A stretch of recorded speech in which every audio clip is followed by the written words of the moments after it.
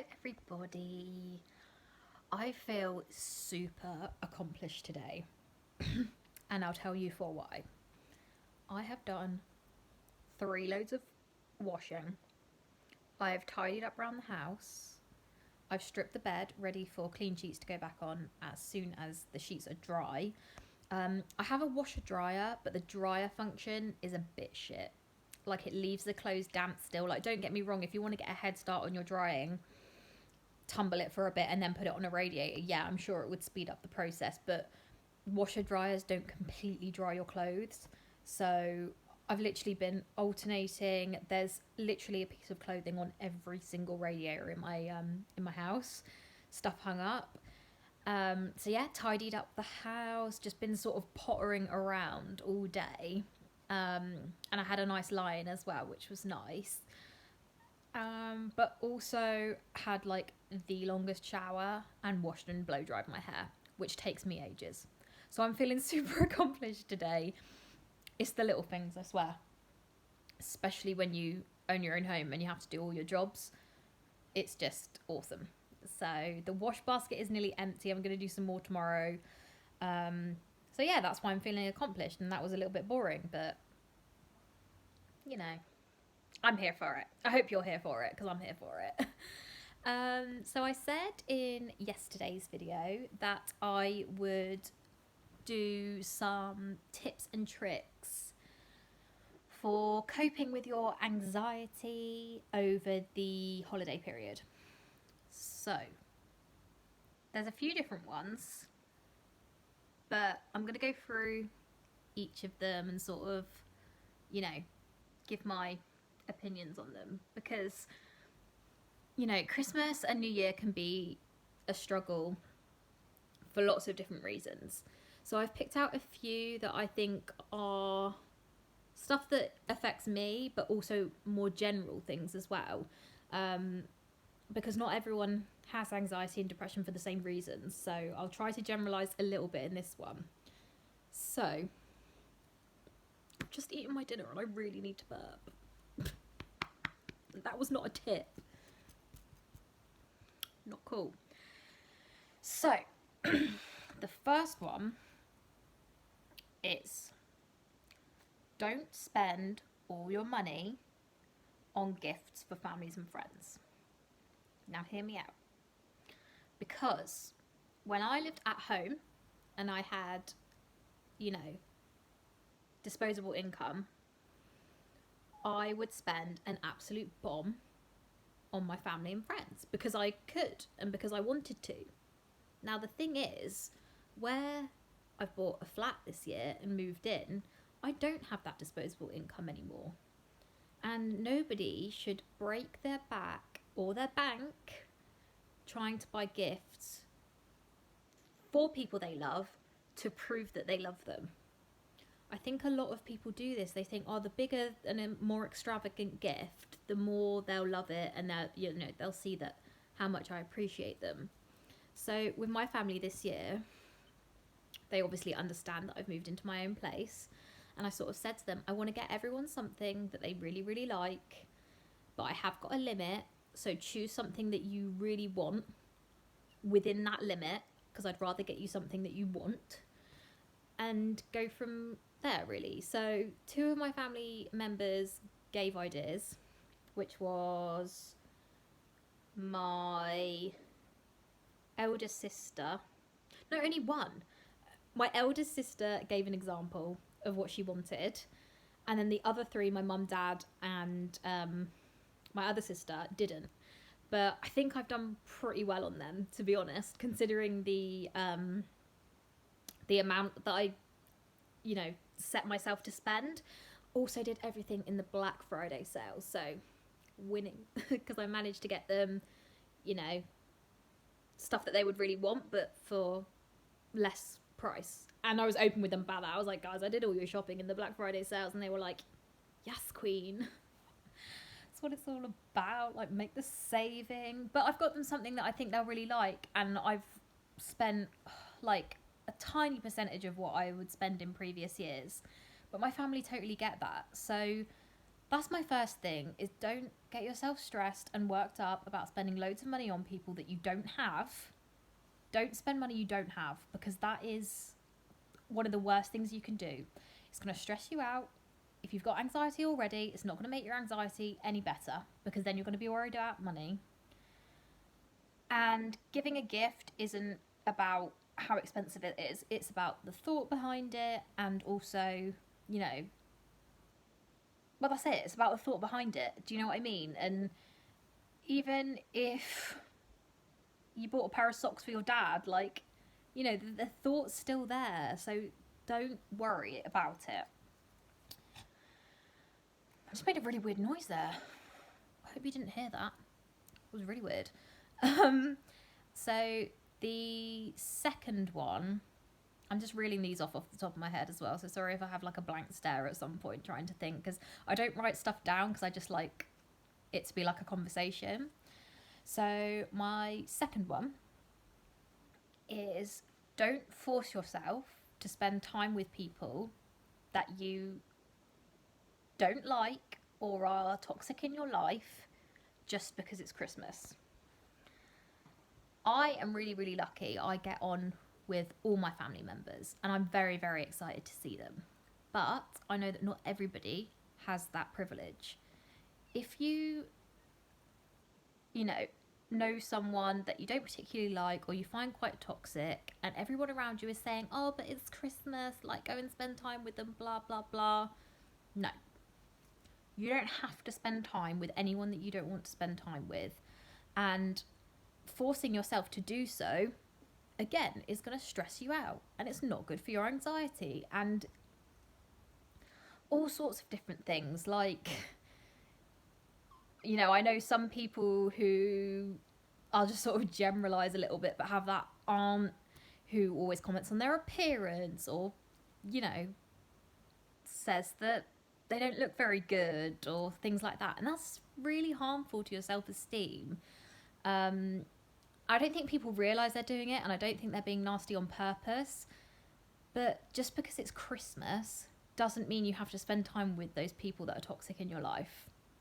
And you are well within your rights to say, I'm not actually going to come on that visit with you to whoever you live with because, you know, I don't like them and I don't want to spend time with them. Just be honest. Like, you know, there's nothing that you can do about it. And I don't think you should put yourself through it. I mean, obviously, if it's something really, really petty, then yeah, make an effort. But if there's a real reason that you dislike someone, you shouldn't have to be forced to see them and converse with them, especially if it's a family member, because I know that that can be more difficult because your family's like, oh, but they're family and blah, blah, blah. But, you know, you're basically, what I'm saying is you're well within your rights to say no to spending time with someone over the holiday periods, whether they're your family or your, you know, a friend, old friend or whatever. Okay? You don't have to spend time with them just because it's Christmas. Because although they make it out in the films that like Christmas like brings people together and blah, blah, blah, real life is not a film. So bear that in mind. That kind of leads on nicely, I guess, to don't expect the ideal Christmas, like in the films and things like that, because you will only set yourself up for failure if you expect it to be perfect, because nothing's perfect. You might burn your Christmas veg. You might, I don't know, wear an outfit and then realise the next day that it didn't look great on you. You might think you've got the perfect gift for somebody and then they hate it. And they don't necessarily say like, oh, I hate that, but they just don't really say anything. So, you know, real life isn't perfect. Things go wrong, even at Christmas. And I do think there is a lot more positivity around this time of year. I just feel like everybody's a bit more cheerful and everyone's looking forward to the same thing. It's like when you're looking forward to like a family holiday or something and you're really, really excited, but everyone else around you is like, yeah, okay, bitch, we get it. You're going on holiday. But when it's Christmas, everyone has that same sort of feeling. Don't get me wrong, I know some people hate Christmas and they don't celebrate it and whatever. But generally, people look forward to Christmas and I feel like the mood is lifted. Especially when it's been cold and naff and raining. So, yeah. But don't expect it to be perfect. And don't try and stress yourself out trying to make it perfect. Because I think then what you do is you end up stressing out to try and make the perfect Christmas. Everyone else around you enjoys it, but you don't because you're so worried about it being perfect.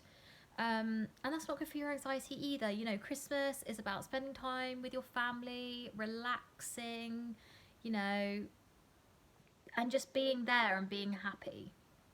So, yeah, don't expect Christmas to be perfect. And don't stress yourself out trying to make it that way because then everyone else will enjoy it. You'll be stressed out. It doesn't work. So don't try to do it. What else did I have? I had other things as well that I wanted to talk about. I can't remember. Oh yeah. So this isn't just about Christmas, this is about the holidays. So, New Year's resolutions. I feel like everyone tries to make them, but sometimes they're not good for you. And sometimes you cling on to them too much. So, for instance, every year I try to say to myself, I'm going to lose weight this year. And every year I go on a mad one in January, February. I lose loads of weight, get in shape, and then I'm sick to death of it. And I end up heavier at the end of the year than I was the year before. So this year, I'm not going to make that. You know, I might make a resolution to maybe try and be healthier, but not, I'm going to lose 2 stone in 3 months sort of thing, you know. But also, it's okay not to make a resolution. And if people ask you what your resolution is you can just be like, I didn't actually make one, you know. I just want to like plod along as I am sort of thing.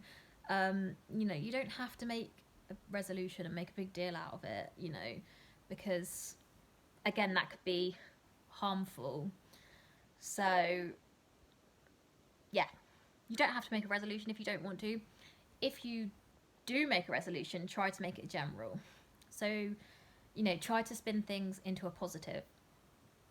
So, for instance, and make it realistic is what I'm saying, so it can be obtainable. So, for instance, instead of saying, I'm going to lose a load of weight, you could say, I'm going to try and eat healthier, or I'm going to go for walks, or things like that. If you want to stop smoking, again, try and do realistic goals. So I'm going to cut down my smoking by this much. And then if you quit, great. But also, if you cut down, you've kind of got your resolution, if that makes sense. There's just lots of things, you know.